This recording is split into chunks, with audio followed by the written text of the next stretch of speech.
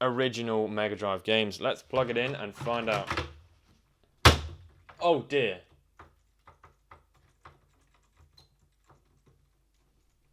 Oh dear, that didn't sound good one bit.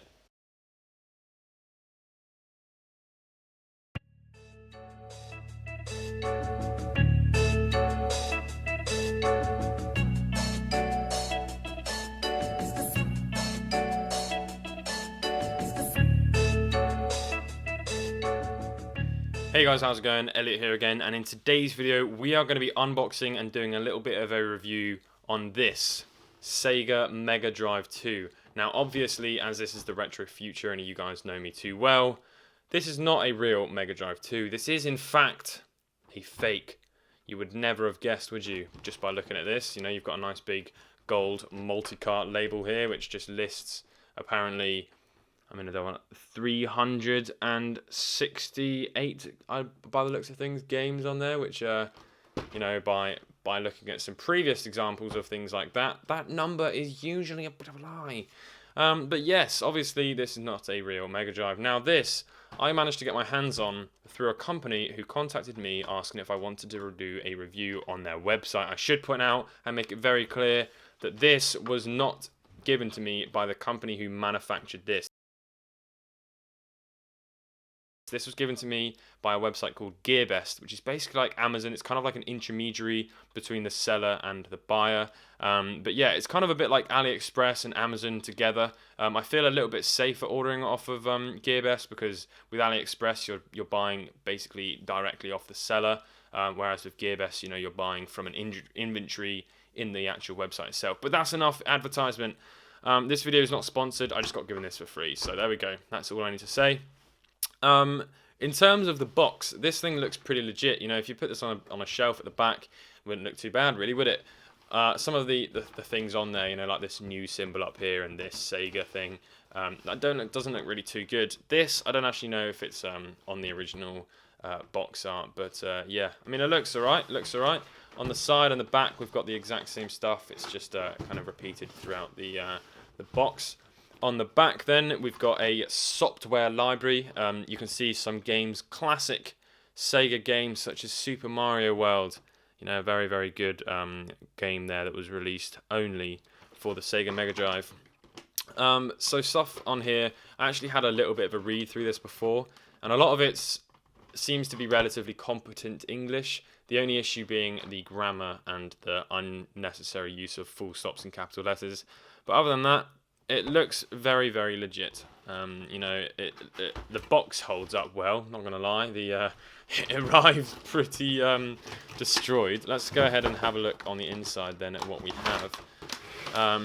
So one thing I should probably note right now is that I'm not going to have a CRT TV in order to be able to test this. I'm just going to be using a slightly modern LED TV, I think is the name for the modern stuff. Jesus, that is light. That is hollow as anything. That is literally, that feels about the same weight as a toilet roll, and that is not an understatement. Get a toilet roll. You should probably have a toilet roll next to you anyway.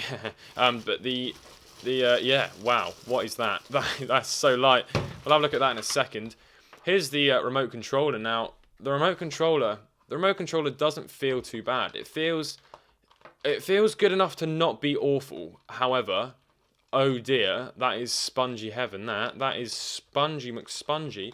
Here's a official Mega Drive controller.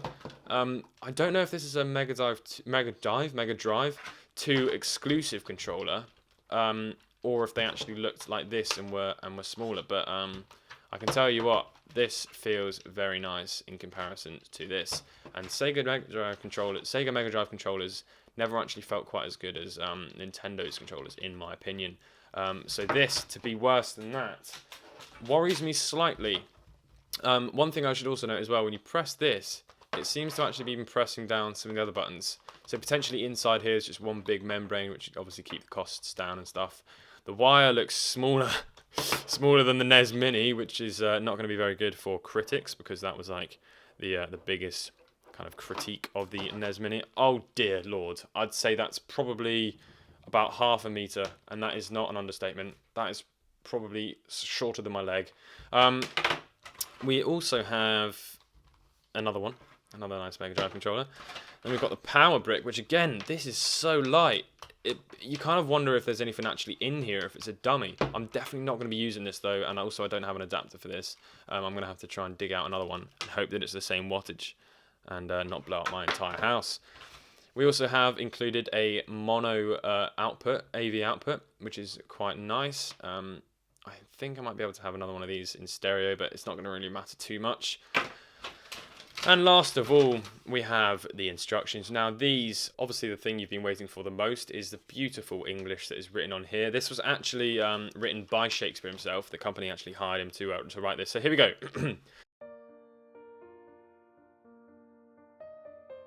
Step of the installation.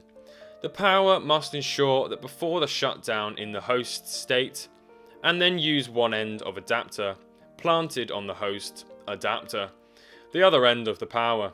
Sound video cables, AV cable, plug one end of single plug into the console, AV out jack. Yellow plugs plug into the TV input jack, and the white color TV plugs into the audio input jack. The game card with the label side forward and insert the tank deck. This cassette pressure must be completely into the tank.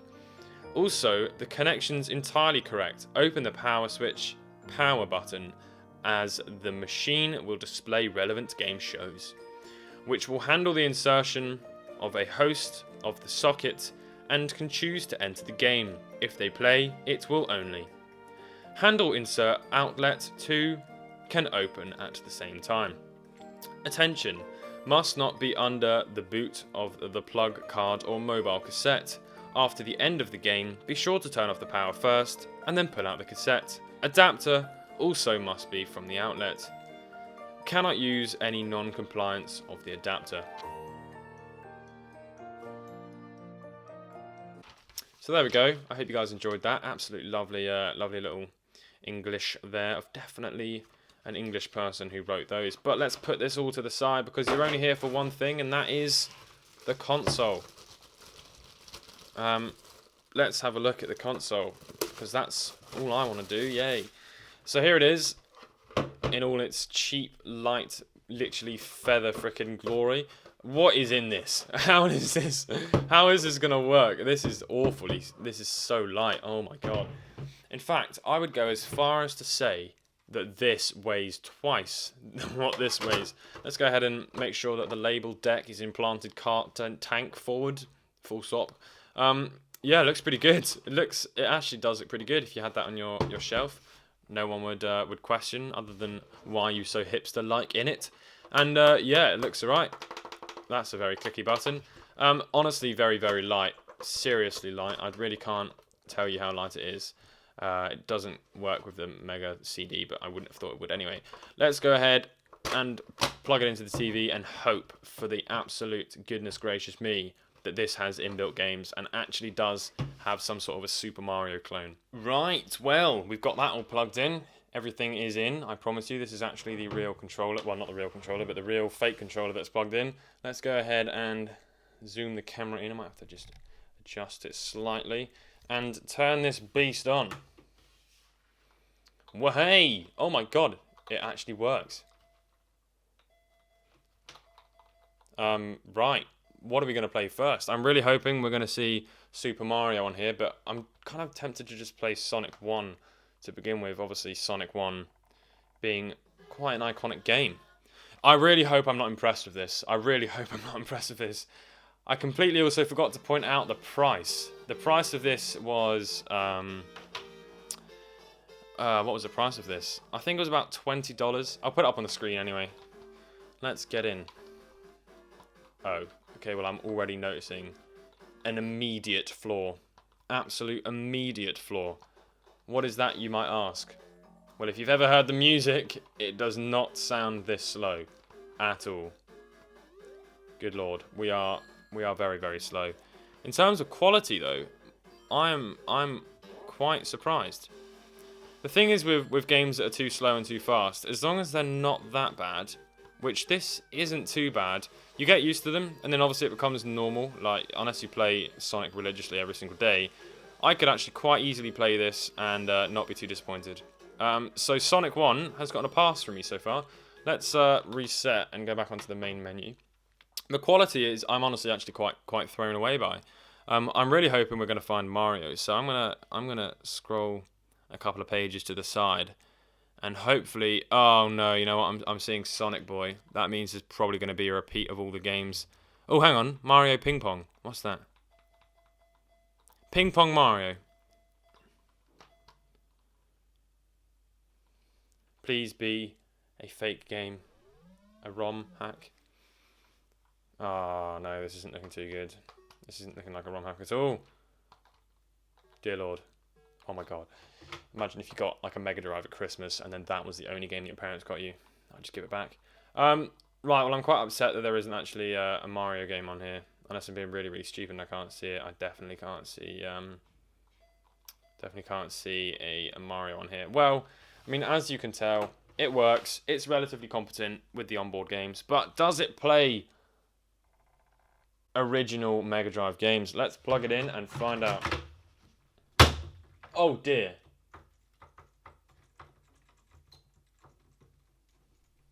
Oh dear, that didn't sound good one bit. Oh my god, it works. No way does it work, and it actually looks good. No way does it work and look good. Oh god. Does it feel slowed down though? I'm not actually sure. Does it feel slowed down? I'm really not too sure. I couldn't actually tell you if it does feel slowed down or not.